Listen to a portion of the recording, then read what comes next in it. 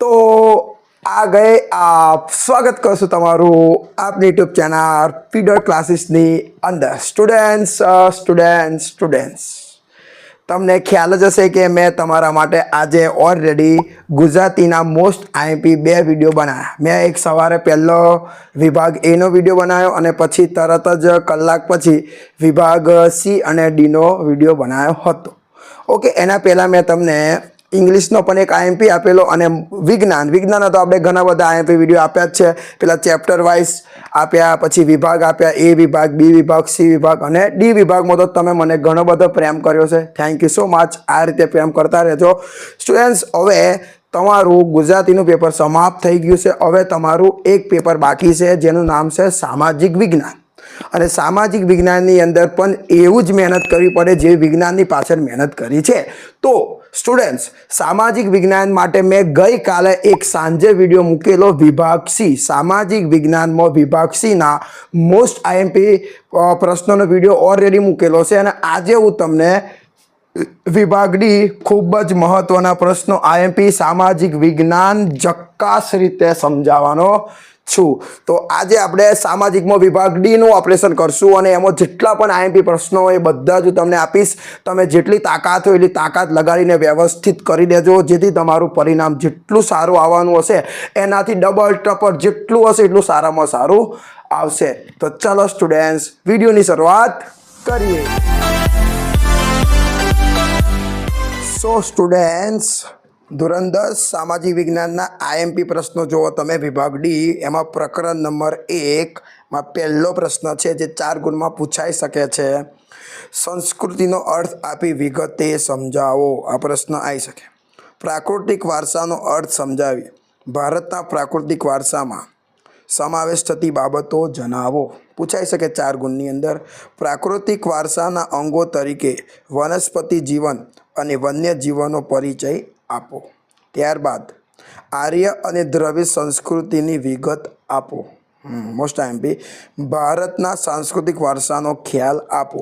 તો દેખો સ્ટુડન્ટ્સ, મેં તમને પ્રકરણ 1 માંથી 4 ગુણની અંદર પૂછાઈ શકે એવા કેટલા ખબર છે 1, 2, 3, 4 અને 5 પ્રશ્નો આપ્યા।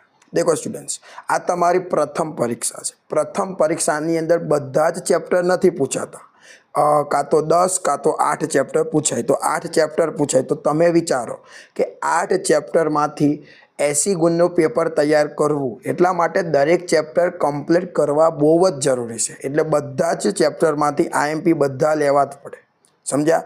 તો ચલો હવે આપણે આગળ વધીએ।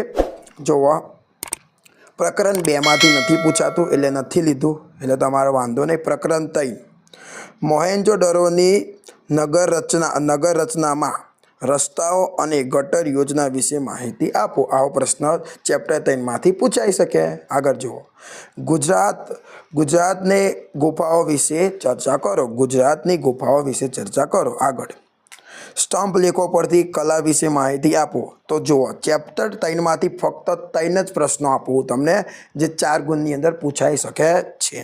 ત્યારબાદ પ્રકરણ નંબર 5 પ્રાચીન ભારતનું ધાતુ વિદ્યામાં પ્રદાન જણાવો। પ્રાચીન ભારતે રસાયણ વિદ્યામાં આપેલી પ્રગતિનું વર્ણન કરો। ત્યાર પછી વૈદ વિદ્યા અને સસ્ય ચિકિત્સામાં ભારતનું મહત્ત્વ જણાવો। પછી ટૂંક નોંધ લખો વસ્તુશાસ્ત્ર। તો સ્ટુડન્ટ્સ, ચેપ્ટર નંબર 5 માંથી આટલા જ છે, 4 પ્રશ્નો મેં તમને આપ્યા। ત્યારબાદ આપણે લઈએ પ્રકરણ નંબર 8 સંસાધન એટલે શું? સંસાધનનો ઉપયોગ જણાવો। સંસાધનોના પ્રકાર જણાવો। પછી છે જમીન નિર્માણની પ્રક્રિયા વર્ણવી, તેના પ્રકારો તેના આધારે પાડવામાં આવે છે તે જણાવો। તો પ્રકરણ 8 માંથી પણ 3 પ્રશ્નો મેં તમને આપ્યા। પ્રકરણ 11 સિંચાઈ ક્ષેત્રના વિતરણ વિશે લખો।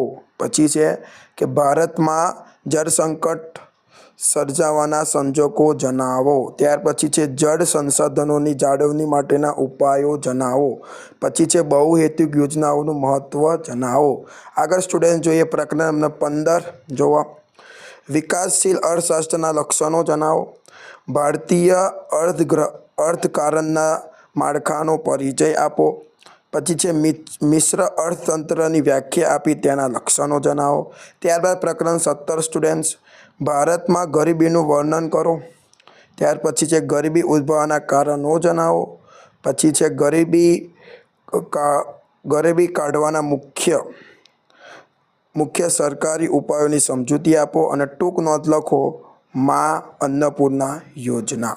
તો દેખો સ્ટુડન્ટ્સ, આની અંદર મેં તમને પ્રકરણ 1ના આઈએમપી, પ્રકરણ 3ના આઈએમપી, પ્રકરણ 5ના આઈએમપી, પ્રકરણ 8ના આઈએમપી, પ્રકરણ 11 આઈએમપી અને પ્રકરણ 15 ને પ્રકરણ 17 એના મોસ્ટ આઈએમપી પ્રશ્નો મને જે લાગ્યા હોય એ આધારે મેં તમને આપ્યા છે.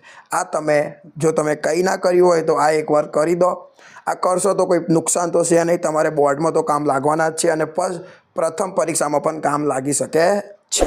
તો દેખો સ્ટુડન્ટ્સ, આ વિડીયોની અંદર બસ આટલું જ. હવે મળીએ એક નવા વિભાગની શરૂઆત કરશું. જો તમને વિડીયો ગમ્યો હોય તો વિડીયોને લાઇક કરી દેજો, ચેનલને સબસ્ક્રાઈબ કરજો અને સપોર્ટ આ જ રીતે કરતા રહેજો. અને તમારે બીજું જે કાંઈ જોઈતું હોય, જેના પણ આઈએમપી જોતા હોય તો આ વિડીયોના કમેન્ટની અંદર જઈને કમેન્ટ કરજો. હું તમારી કમેન્ટ 100% વાંચીશ, એનો જવાબ પણ તમને આપીશ અને એના આધારે વિડીયો પણ બનાવીશ. ઘણા બધા વિદ્યાર્થી કમેન્ટ કરે છે અને એનો આન્સર આપીને હું વિડીયો બનાવું જ છું. ઓકે સ્ટુડન્ટ્સ, તો મળીએ હવે આવતા વિડીયોની અંદર. ત્યાં સુધી તૈયારી કરતા રહો. Best of luck.